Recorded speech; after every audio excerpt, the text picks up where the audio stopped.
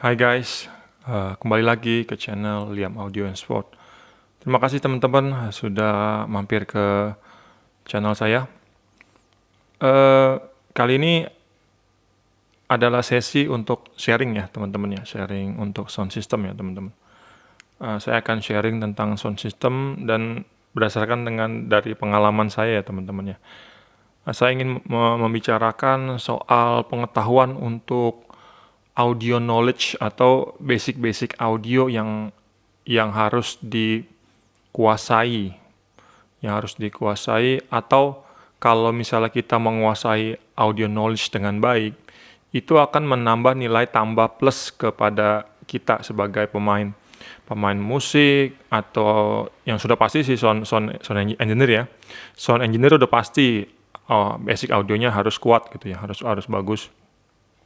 Pemain musik atau worship leader ya kan, atau pemimpin pujian ya kan, untuk di tempat ibadah gitu ya, atau di live full band untuk musisi dan lainnya gitu ya.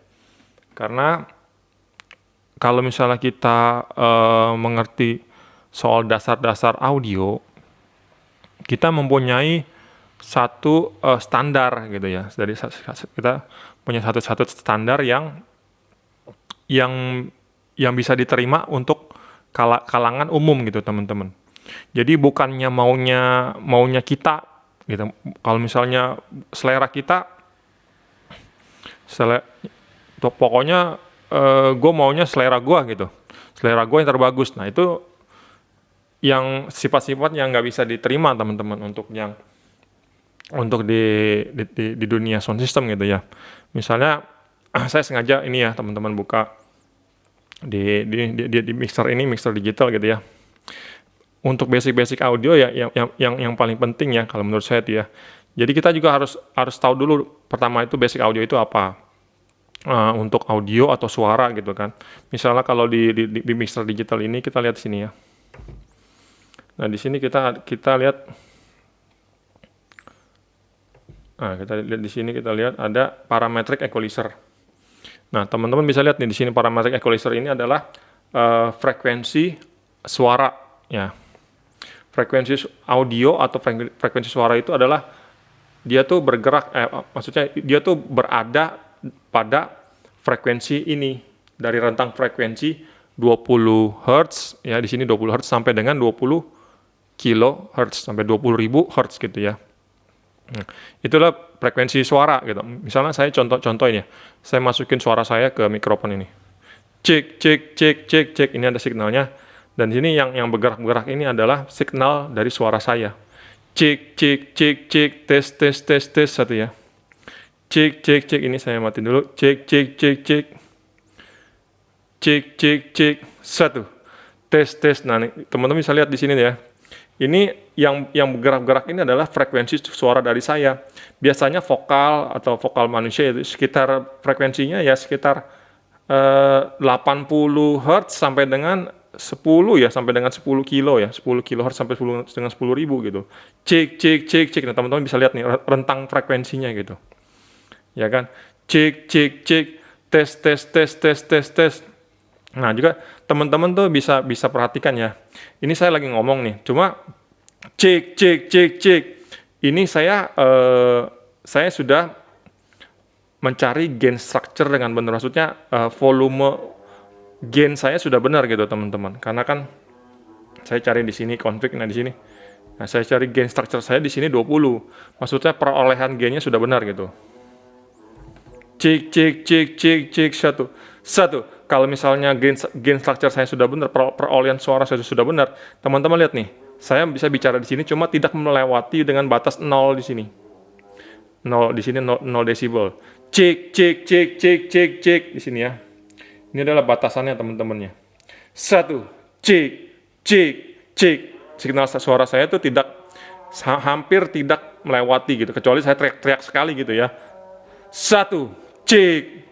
Nah, kecuali saya teriak sekali, baru dia akan nol, akan mendekati dengan 0 gitu ya, teman-teman ya. Oke. Terusnya kalau misalnya ditanya gitu kan, yang bagus bagaimana sih kok untuk suara gitu ya. ya pasti untuk diterima untuk kalangan yang umum gitu ya, bukannya kalangan pribadi tapi kalangan umum, itu adalah hal-hal yang normatif gitu teman-teman. Hal-hal yang normal gitu kan. Jadi suara juga kayak gitu. Jadi secara normal tuh seperti apa gitu yang mampu diterima oleh kalangan umum gitu kan ya teman-teman ya.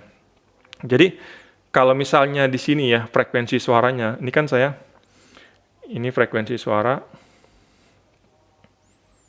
Nah ini saya nolin dulu, frekuensi ini saya nggak ada dulu ya. Saya nolin dulu. Nah juga ini, ya nih saya nolin dulu ya. Oke, ini saya nolin dulu.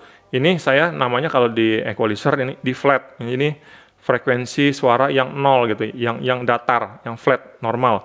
Cek, cek, satu, cek, satu, cek, satu ya. Tes, tes, tes. Nah, ini adalah suara yang normal, normatif. Jadi yang bisa diterima oleh kalangan umum gitu, teman-teman ya, gitu ya. Kalangan umum. Oke. Dari sini nanti kita akan perbaiki lagi biasanya kalau dari sound engineer. Misalkan frekuensi suara tadi saya sudah kasih tahu kurang lebih dari 80 sampai dengan 10 kilo, berarti kan yang frekuensi dari 80 Hz ke bawah itu tidak dipakai. Ya, itu kalau misalnya dipakai bakalan bisa menimbulkan suara-suara popping atau angin atau rumbling gitu kan. Pop pop pop pop gitu kan, angin masuk. Jadi kita potong gitu misalnya itu kita bisa potong gitu kan. Ini saya potong misalnya gitu kan. Nah ini saya potong ya. Nah ini saya potong anggapnya biasanya sih di 100 ya. Oke, di 100 Hz saya potong ya. Cek. Nah itu kan frekuensi di bawah 100 itu nggak dipakai gitu ya. Untuk suara vokal biasanya kayak begitu. Nah juga dari sini ya dari sini ya preferensi pribadi gitu kan. Ada yang suka suara high-nya tinggi, ada yang suka suara mid-nya tinggi, di sini frekuensi berapa tinggi, ada yang suka suaranya ngebass, ngelow gitu kan. Kayak gitu. Nah, tapi untuk secara normatif ya, ini dia flat atau normal ini adalah jadi yang kalayak umum yang mendengarkan yang normatif ya seperti ini gitu, kualitas audio gitu kan. Nah, yang saya mau bicarakan adalah untuk misalnya musisi ya gitu, ada baiknya tuh, dan saya sarankan ini baik sekali ya, jadi musisi juga harus mengerti untuk dasar-dasar basic audio yang baik ya seperti apa gitu kan. Jadi kan di alat musik itu juga ada namanya tone control, ada juga namanya tone control juga kan. Ada tone control untuk pengaturan untuk bass. Di sini misalnya ini low mid namanya, ini daerah bass nih ya. Nah, ini di daerah bass gitu, daerah low ya. Di sini untuk daerah mid. Nah, ini untuk daerah mid nih. Ini daerah mid ini di boost, ini di cut gitu kan. Nah, di sebelah sini untuk daerah high. Ya, di sini untuk daerah high ya. Nah, di sini untuk daerah high. Nah, nih.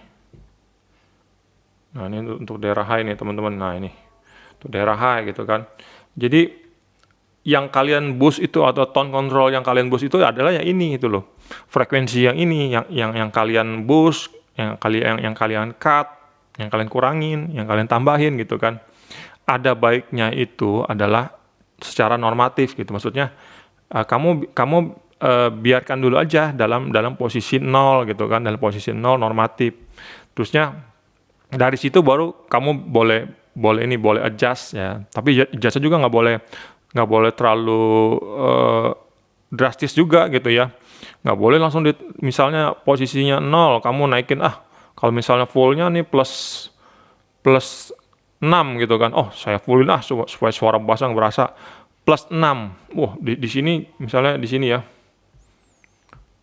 Di sini misalnya di plus 6 gitu kan. Di sini di sini di plus 6 gitu kan. Di plus 6 di fullin. Anggapnya di fullin ya, ini full paling full gitu di plus 6 supaya suara ngebass gitu, supaya suaranya nendang gitu kan. Nah, suaranya bassnya memang bertambah, cuma ya ada resikonya. Resikonya adalah suaranya cacat gitu loh. Nah, ini dia yang kalian harus hindari. Misalnya suara dari instrumen itu sudah cacat, ya misalnya dari gitar bass, dari gitar melodi, ya kan, atau dari keyboard, dari drum elektrik, ya kan, yang lainnya gitu ya. Misalnya suaranya itu sudah cacat gitu ya, dari suara dikirim ke mixer misalnya. Soundman itu sudah tidak bisa lagi dia. Sedangkan tuh untuk soundman dia tuh mengharapkan suatu signalnya yang normatif gitu loh, yang normatif. Dia mengharapkan suatu suara yang normatif, yang clean, yang tidak cacat. Nah, maksudnya cacat itu ya itu begini, dia tuh sudah di overdrive dulu gitu, sudah di boost kencang sekali gitu, atau kadang-kadang bisa di cut, ya di cut sampai ke habis sama sekali gitu kan, ya kan. Kebanyakan kalau dari soundman itu adalah dia tuh kebanyakan biasanya di cut gitu ya, bukannya di boost. Jadi dia untuk supaya suara lebih clean, supaya bisa lebih didengar, dia bukannya di boost, malah kan biasa dia di cut di frekuensi kemana gitu ya kan. Karena dia sudah tahu gitu loh, secara normatif aja sudah mewakili dengan selera dia. Nah, begitu. Sudah mewakili dengan selera dia gitu kan. Ya kan. Nah, itu juga teman-teman dari musisi, dari yang lain, jadi kalau masukan dari saya tuh, jadi basic audio ini tuh harus kalian kuasai gitu, kalian kuasai. Dan juga misalnya kan suara cacat itu bukan saja kan timbulnya kan dari pengaturan dari knob gain ini kan, atau knob control atau tone control ini. Bisa juga teman-teman tuh berasal dari kabel, misalnya kan kabel nih, kabelnya yang tidak baik kualitasnya atau yang tidak standar, atau dari jack yang tidak baik, yang sudah korosi, yang sudah karatan, atau yang sudah lama gitu kan, atau yang jacknya yang sudah solderannya sudah lepas, ada bunyi macam-macam ya kan. Nah, itu kan jadi kan mempengaruhi suara juga kan, jadi suaranya bisa nggak normatif, nggak normal, bisa suaranya bisa cacat, bisa jelek gitu kan, suaranya bisa drastis menurun gitu kan. Nah, itu juga, jadi suara cacat itu atau suara bisa juga berasal dari pengaturan tone control yang berlebihan, ya. Dan juga untuk pengaturan dari volume gain yang berlebihan juga bisa. Dan juga bisa juga berasal dari penggunaan wiring atau kabel yang tidak benar gitu kan, yang kurang baik, yang tidak standar, atau jack akainya juga sudah tidak baik gitu kan. Nah, itu juga bisa. Tapi kan yang menilai hasilnya itu adalah kalian juga gitu kan, kalian sendiri. Yang pertama itu adalah kalian gitu. Kalau misalnya kalian sudah tahu, pas kalian sudah mainin alat musik kalian, atau kalian sudah jreng, atau sudah main piano kling kling kling kling gitu, kamu dengar, oh suaranya udah berubah, suaranya tidak normatif gitu ya, tidak biasa, tidak seperti biasanya yang saya dengar nih, berarti ada yang kesalahan. Nah, dari misalnya kalian sudah bisa mengidentifikasi dahulu, itu bakalan sangat membantu sekali untuk nanti untuk soundman-nya, ya kan. Misalnya kalian sudah tahu, bro, minta tolong dong, nih suara alat musik saya nih, gitar nih suaranya cacat nih, ya kan, suaranya sumbang, ya kan, suaranya fals. Nah, ya kan, apakah dari ini nih, dari kabel nih? Oke, coba kita tes dulu ya. Pas kita dites, benar, ternyata kabelnya sudah tidak baik, ya kan, kabelnya sudah termakan usia, atau kabelnya solderannya kendor, atau udah lepas, ya kan, begitu kan, ada bunyi storing noise, nah itu berarti kalau misalnya identifikasinya sudah dahulu, berarti kan nanti kan akan membantu kegiatan event kalian, atau kegiatan ibadah, atau kegiatan yang buat live musik kalian gitu kan. Jadi sudah bisa diantisipasi terlebih dahulu kayak gitu. Jadi sharing dari saya sih seperti itu ya. Dan juga untuk sharing juga untuk ini speaker monitor ya teman-teman ya. Speaker monitor kalau dari saya gitu, dari soundman, speaker monitor tuh diperuntukkan untuk monitoring ya, untuk monitoring pemain musik atau dengan monitoring dari musisinya, penyanyinya, ya kan, untuk pengkhotbahnya atau ya kan yang orang yang narasumbernya atau seminar gitu kan, pokoknya yang berkepentingan di panggung gitu ya dan di area musik gitu. Jadi itu intinya itu adalah monitoring itu harus terdengar baik gitu ya, harus terdengar dengan baik untuk suara dari kalian atau dari vokal kalian atau dari alat musik kalian, supaya suaranya harmonis atau supaya suaranya seimbang. Kalian juga bisa nanti juga bisa menyelaraskan dengan pemain musik lainnya, ya kan, atau dengan vokal lainnya gitu kan. Oh, apakah suara saya kekecilan, apakah suara saya kebesaran, oh apakah suara saya ada sedikit melenceng atau suara fals, atau kalau permainan musik saya nih nadanya salah atau benar gitu kan. Jadi kan fungsinya monitor musik adalah seperti itu gitu kan. Nah juga pernah juga kan saya juga pernah ada pengalaman juga kan, pemain musik itu ya, kok suaranya kecil gitu ya, suaranya kecil gitu kan, suaranya kecil ya kan, padahal di mixer ini sudah di full gitu, sudah tinggi deh, pokoknya deh volumenya sudah tinggi gitu. Ternyata pemain musiknya itu dia tuh belum menguasai cara mendengarkan monitor gitu kan, speaker monitor di musik itu gitu kan.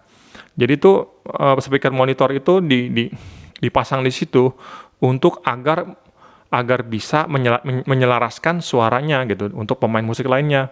Misalnya suara pemain musik itu misalnya keyboard gitu ya, keyboardnya kurang besar, berarti kan volume di keyboard itu kamu harus naikkan, ya kan.